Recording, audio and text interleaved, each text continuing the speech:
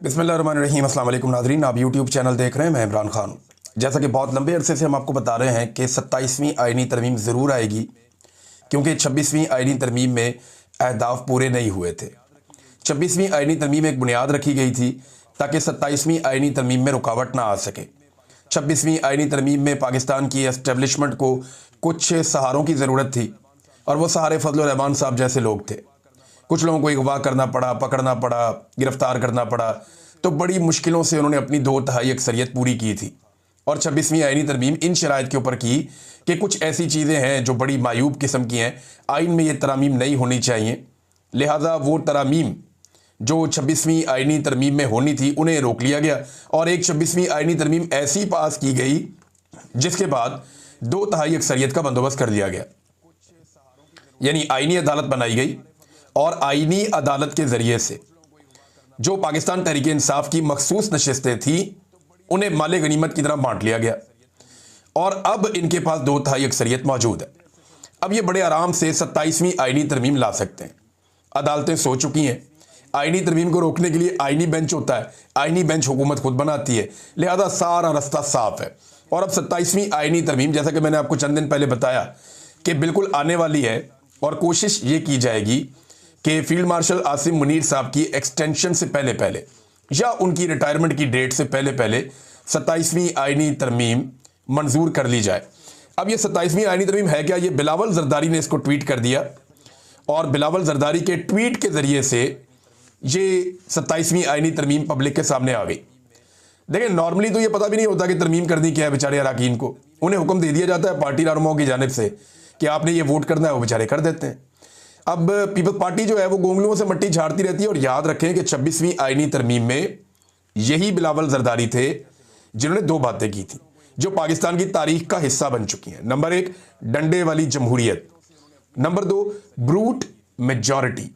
ये 2 चीज़ें आपने हमेशा याद रखनी है जब भी पाकिस्तान पीपल्स पार्टी 2 नंबरी करे या फ्रॉड करे, और वो ये कहे कि वो बहुत जमहूरी पॉलिटिकल पार्टी है, तो ये 2 चीज़ें आपने पाकिस्तान पीपल्स पार्टी को याद दिलानी है। Number 1, brute majority. नंबर 2, डंडे वाली जमहूरियत। ये दोनों चीज़ें बिलावल जरदारी की लाई हुई हैं। देखिए, बिलावल जरदारी के जो नाना थे जुल्फ़िकार अली भुट्टो, उन्होंने आइन शिकनी के लिए मदद की थी अयूब खान की और याया खान की।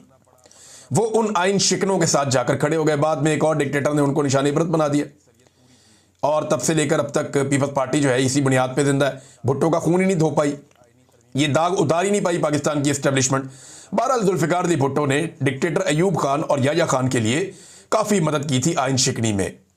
नवाज शरीफ ने डिक्टेटर ज़िया-उल हक के लिए बेशुमार खिदमात सर अंजाम दी, बल्कि उनके इस दुनिया से जाने के बाद उनके मिशन को आगे बढ़ाने के यानी बेशर्मी की हद तक इन्होंने दावे किए थे नवाज शरीफ साहब ने। फिर काफ लीग ने और फजल रहमान वगैरह ने, इन सब लोगों ने, एमएमए ने, इन्होंने मिलकर मदद की डिक्टेटर परवेज मुशर्रफ की। एक मौका पर जो रेफरेंडम हो रहा था उसमें इमरान खान साहब ने भी परवेज मुशर्रफ की मदद की थी।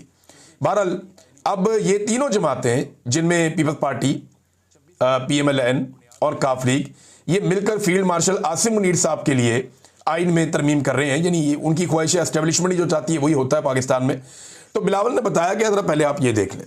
बिलावल ने कहा कि वज़ीर आज़म शहबाज शरीफ की क़यादत में मुस्लिम लीग नून का वफद सदर जरदारी और मुझसे मिलने आया था। चेयरमैन बिलावल जरदारी। मुस्लिम लीग नून के वफद ने 27वीं आइनी तरमीम की मंजूरी में पाकिस्तान पीपल्स पार्टी की हमायत मांगी, ये बिलावल ने कहा। लेकिन एक बात आप याद रखिएगा कि इनकी कोई जुर्रत नहीं है कि ये इनकार करें। ये थोड़ा सा ड्रामा करेंगे, 1-2 चीज़ें तब्दील करवाएंगे जो पहले से तय है। जो चीज़ें तब्दील होनी है वो पहले से तय है, छोटी मोटी चीज़ें वो ये तब्दील करवा लेंगे। जो बड़ी चीज़ें हैं, मेन चीज़ें, जो तरमीम इस वक्त मिलिट्री एस्टेब्लिशमेंट को चाहिए, वो ये करवा देंगे। बिलावल ने कहा कि ये जो 27वीं आइनी तरमीम है, इसमें आइनी अदालत का क़याम, यानी आइनी बेंच से काम नहीं बन रहा, अब आइनी अदालत ये बनाएंगे। एग्जीक्यूटिव मजिस्ट्रेट की बहाली और जजों के तबादले का इख्तियार शामिल है। फिर उसने कहा कि इसमें एनएफसी में सूबाई हिस्से के तहफ़्फ़ुज़ का खात्मा और आर्टिकल 243 में तरमीम के नकात भी शामिल है। फिर बिलावल ने कहा जी इसके ऊपर हम एक मीटिंग करेंगे, एग्जीक्यूटिव कमेटी बैठेगी पीपल्स पार्टी की 6 नवंबर को, हम उसके अंदर जनाब बातचीत करेंगे और ताकि फैसला किया जा सके। अब ये तरमीम है क्या, ज़रा चंद चीज़ों पे आप गौर कर लें। नंबर एक तो ये कहते हैं जनाब कि इन्होंने अब जजेस की जो ट्रांसफर पोस्टिंग का मामला था उसमें पहले जज की मर्जी की एक शिक रखी हुई थी, यानी जैसे जस्टिस सरफराज डोगर को उठाकर लाए लाहौर से और इस्लामाबाद हाई कोर्ट का चीफ जस्टिस बनाया, या बाकी जजेस को सिंध से और मुख्तलिफ जगहों से लेकर आए, तो उन जजेस की मर्जी शामिल थी। लेकिन अब ये करना चाह रहे हैं कि बगैर जज की मर्जी के, जज के पास सिर्फ दो ऑप्शन होंगे, यानी एक हुकूमत ने ऑर्डर कर दिया कि ये जज अब जा रहा है जनाब फलां अदालत में, तो या तो वो जज उस ट्रांसफर को कबूल करेगा हाई कोर्ट का, या वो जज इस्तीफा देगा, इसके अलावा कोई और रास्ता नहीं। मिसाल के तौर पे इस्लामाबाद हाई कोर्ट में चंद जजों से इनको बड़ा सीरियस इशू है। जस्टिस मोहसिन अख्तर कियानी साहब से इनको प्रॉब्लम है, गुल हसन औरंगजेब साहब से इनको प्रॉब्लम है, खातून जज हैं उनसे इनको प्रॉब्लम है, बाबर सत्तार साहब हैं जस्टिस, उनसे इनको प्रॉब्लम है, जस्टिस जहांगीरी से इनको प्रॉब्लम है। तो ये करेंगे क्या? ये उनको उठा के किसी को सिंध में, किसी को पेशावर में, किसी को लाहौर में कहीं ट्रांसफ़र कर देंगे। अब वो जज जो है उसको सर फेंक के वहाँ पे जाना पड़ेगा, क्योंकि उसके पास दूसरा ऑप्शन ही नहीं है। लिहाजा ये फिर यहाँ पे अपनी मर्जी का जज लेकर आ जाएंगे इस्लामाबाद हाई कोर्ट पे। तो एक तो ये इख्तियार कर रहे हैं हासिल, ताकि अदलिया को मुकम्मल तौर पे सरेंडर करवाया जा सके। फिर एक और चीज़ जो ये करने जा रहे हैं इसके अंदर, वो बड़ी इंपॉर्टेंट है, मजिस्ट्रेट, एग्जेक्टिव मजिस्ट्रेट लगाए जाएंगे। अब उससे क्या कुछ हासिल कर सकते हैं आप खुद इससे अंदाजा कर लीजिए। फिर आईनी अदालत भी बना दी जाएगी, ताकि जो मकासद पहले पूरे नहीं हो सके वो अब पूरे किए जा सके। उसमें यह भी बताया जा रहा है, कुछ लोग दावा कर रहे हैं कि जो आईनी अदालत का जज होगा उसकी उम्र की हद जो है, चीफ जस्टिस या जो उसका जज होगा उसकी उम्र की हद 70 साल तक ले जाएंगे, यानी वो ज्यादा लंबे अरसे तक काम कर सकेगा। अभी क्योंकि कुछ जज बेचारे रिटायर होने वाले हैं ना, उन्होंने खिदमात बड़ी सरंजाम दी हुई हैं, तो अब उन जजेस को जो है वो एक तोहफा दिया जाएगा कि जनाब मजीद आप चंद साल काम करें और आप अपनी खिदमत जारी रखें, आपकी रिटायरमेंट नहीं होने जा रही। तो ये भी एक शिक इसके अंदर शामिल की जा रही है। दूसरा, बिलावल ने कोई ज्यादा तस्करा नहीं किया, आर्टिकल 243 की बात की है।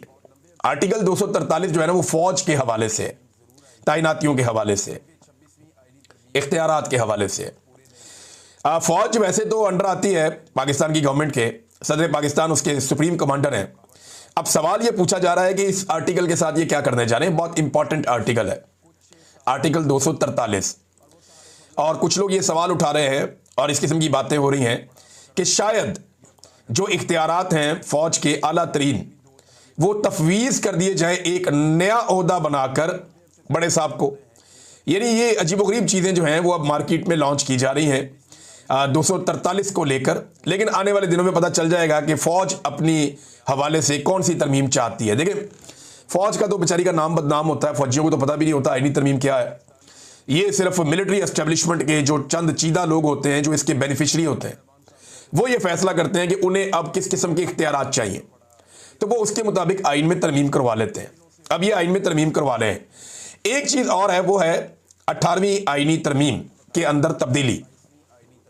पीपल्स पार्टी ने गुज़िश्ता 20 साल में जो वाहिद कारनामा किया जिसके ऊपर वो सीना चौड़ा कर सकते हैं, वो उनकी 18वीं आइनी तरमीम है, जिसमें उन्होंने सूबाई खुद मुख्तारी दी थी और बहुत सारे इख्तियारात सूबों को दिलवाए थे ताकि सूबे अपनी आवाम की खिदमत कर सके। अब इसके अंदर बिलावल ने जो खुद अनाउंस किया, उसमें यह बताया गया कि जनाब 18वीं आइनी तरमीम के अंदर कुछ जो तालीम के और आबादी की मनसूबाबंदी के इख्तियारात वफाक को वापस करना, और कुछ इलेक्शन कमीशन की तकर्री के हवाले से भी मामलात हैं, ये सारे भी इसके अंदर हैं। अब पीपल्स पार्टी अगर अपनी ही की हुई आइनी तरमीम को रिवर्स करती है, क्योंकि डे वन से एस्टेब्लिशमेंट को ये पसंद नहीं है, तो पीपल्स पार्टी के लिए बड़ा मुश्किल होगा। तो होगा क्या, मैं आपको बताता हूँ। एस्टेब्लिशमेंट को जो कुछ चाहिए पीपल्स पार्टी उन्हें सारा कुछ देगी, और यहां पे थोड़ी सी बार्गेनिंग कर लेगी, और फिर ये नारे लगाएंगे, शोर मचाएंगे, देखें हमने अपनी 18वीं आइनी तरमीम बचा ली है। आइन का ये हुलिया बिगाड़ देंगे, ये आर्टिकल 243 में भी तरमीम कर देंगे, 200 में भी तरमीम कर देंगे, अदलिया के इख्तियारात को कमजोर कर देंगे, कम कर देंगे, मिलिट्री एस्टेब्लिशमेंट को मजबूत कर देंगे, पार्लियामेंट को बेवकत कर देंगे, ये कर देंगे। लेकिन बाद में ये नारा ये लगाएंगे, देखें जी हमने 18वीं आइनी तरमीम पर समझौता नहीं किया, और ये बिलावल की जनाब बहुत बड़ी कामयाबी है। ये चूरन आपको बेचा जाएगा। मैं वक्त से पहले आपको ये बता रहा हूं। रज़ा रब्बानी एक मरतबा फिर मैदान में आ गए। वैसे ये ना ही आया करें तो अच्छा है। रज़ा रब्बानी साहब जो हैं, ये दावेदार तो जमहूरियत के हैं। एक दिन ये आंसू बहा रहे थे, रो रहे थे कि मुझे जो फौज को मैं इख्तियारात दे रहा हूँ रेंजर्स को, मैं बहुत रो रहा हूं, बड़ा मजबूरन ये कर रहा हूं क्योंकि ये नहीं होना चाहिए, लेकिन मुझे इसके ऊपर सिर्फ इसलिए खड़े होकर वोट करना है क्योंकि मैं पीपल्स पार्टी का हिस्सा हूं और वोट जो है उनकी अमानत है। तो जनाब रो रो के इन्होंने ये किया और ये साबित करना चाहते थे कि इनसे बड़ा जमहूरियत का अलमबरदार कोई नहीं है। अब रजा रब्बानी साहब जो है उनके पास आसान रास्ता तो रिजाइन करने का था, आईन का इन्होंने हुलिया बिगाड़ दिया, लेकिन ये लोग नहीं बोले। रजा रब्बानी का आपका स्टेटमेंट जरा आप देखें, वो कहते हैं पार्लियामेंट मफलूज हो गई, धमाका खेज किस्म का बयान दिया उन्होंने। साबिक चेयरमैन सेनेट है रजा रब्बानी, उनका कहना है कि वफाकी हुकूमत ने पार्लियामेंट को मुकम्मल तौर पर मफलूज कर दिया। कौमी सलामती, खारजा या इक्तसादी पॉलिसी या बैरूनी ममालिक के साथ कौमी वसाइल से मुतल्लिक मुआहदों के बारे में ना तो पार्लियामेंट में कोई बात होती है और ना ही उसे एतमाद में लिया जाता है। अमेरिका के साथ खारजा पॉलिसी में तब्दीलियां और अमेरिकी सदर से मुलाकातों की तफसीलात भी पार्लियामेंट से पोशीदा रखी गई हैं। अमेरिकी कंपनियों के साथ कुदरती वसाइल और मादनियात के मुआहदे भी पार्लियामेंट में पेश नहीं किए गए। रजा रब्बानी ने मुतालबा किया कि पार्लियामेंट ऐसा कानून बनाए जिसके तहत तमाम बैरूनी मुआहदों की पार्लिमानी मंजूरी 3 माह के अंदर लाजमी हो ताकि वो मुअस्सर हो सके। ये सवाल भी किया कि क्या पाकिस्तानी फौजी गदा भेजे जाएंगे और इनका मैंडेट क्या होगा। वज़रा की तरफ से सिर्फ टीवी शोज़ और सोशल मीडिया पर मामला उठाया जा रहा है, पार्लियामेंट में नहीं। अफगानिस्तान की सूरत हाल नहायत संजीदा है जो अंदरूनी और बैरूनी सलामती दोनों पर असरअंदाज हो रही है। हुकूमत तीसरे फरीक के जरिए मुज़ाकरात कर रही है, वज़रा बयानात दे रहे हैं, मगर पार्लियामेंट खामोश है। पार्लियामेंट को अपना किरदार अदा करना होगा। ऐवानों के निगरानों को चाहिए कि हुकूमत को जवाबदेह बनाएं और पार्लियामेंट को कमज़ोर करने की इस सोची समझी कोशिश का नोटिस लें। रजा रब्बानी ने खबरदार किया कि अगर पार्लियामेंट नाकाम रही तो तारीख इसकी तबाही कलम के जरिए लिखेगी। देखिए रजा रब्बानी साहब आप समझदार आदमी हैं। ये जितने लोग इस वक्त पार्लियामेंट में बैठे हैं इनमें लगभग 50% से ज़्यादा लोग वो हैं जो जाली फॉर्म 47 पे लाकर बिठाए गए हैं। हर एक के ऊपर किसी ना किसी ऑफिसर ने या मिलिट्री एस्टेब्लिशमेंट के किसी बंदे ने हर एक के ऊपर कोई ना कोई नवाजिश की हुई है और उसको इस बात का पता है कि मैं ये इलेक्शन हारा था, इमरान खान ये इलेक्शन जीता था, फलाने फौजी ने मेरे ऊपर एहसान किया और मैंने उसको गारंटी दी, उसके बाद मुझे ये फॉर्म 47 जारी कर दिया गया।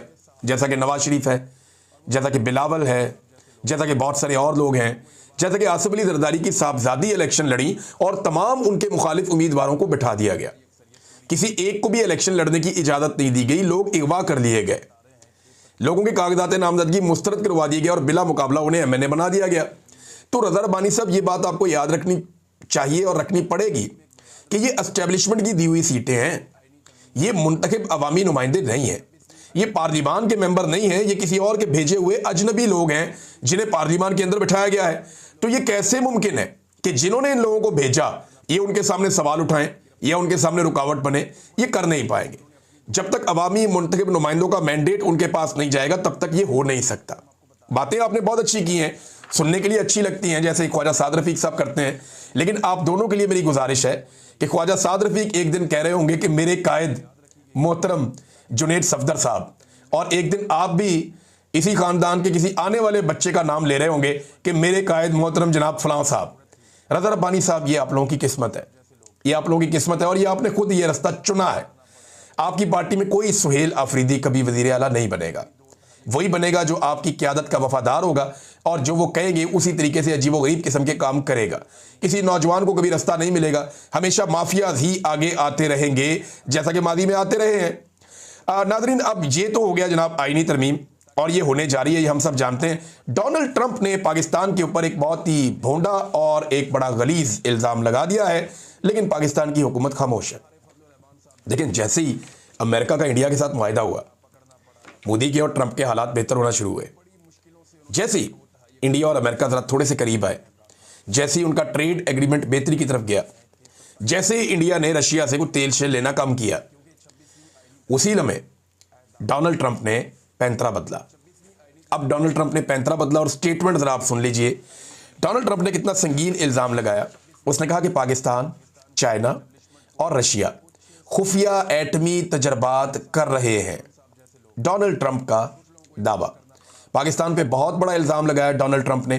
दफ्तर खारजा खामोश है, शहबाज शरीफ खामोश है, फील्ड मार्शल आसिम मुनीर खामोश हैं, डीजी ISPR भी खामोश है। अमरीकी सदर डोनाल्ड ट्रंप ने इल्ज़ाम आयद किया कि पाकिस्तान, चीन और रशिया खुफिया तौर पर एटमी हथियारों के तजर्बात कर रहे हैं, जबकि अमेरिका वाहिद बड़ी ताकत है जो इन तजर्बात से अभी तक बाज है। 1992 के बाद से लेकर अब तक अमेरिका ने कोई एटमी तजर्बे नहीं किए, लेकिन अब डोनाल्ड ट्रंप ने अपनी फौज को यह कहा है कि आप तैयार रहे, हम एटमी तजर्बे करेंगे। पहली मरतबा उन्होंने इरादा जाहिर किया है और डोनाल्ड ट्रंप ने कहा कि अमेरिका के पास इतना बड़ा एटमी जखीरा है कि इस दुनिया को 150 मरतबा तबाह कर सकता है। लेकिन इसके बावजूद एटमी तजर्बात ज़रूरी हैं ताकि यह देखा जा सके कि ये हथियार काम कैसे करते हैं। फिर उन्होंने पाकिस्तान पे, रशिया पे और चाइना पे इल्ज़ाम लगाया कि ये तजर्बात कर रहे हैं। अब क्या शहबाज शरीफ साहब इतने घिनौने इल्ज़ाम के साहब जैसे लोग थे? कुछ लोगों को अगवा करना पड़ा, पकड़ना पड़ा, गिरफ्तार करना पड़ा, तो बड़ी मुश्किलों से उन्होंने अपनी 2 तिहाई अक्सरियत पूरी की थी। मैं इमरान खान।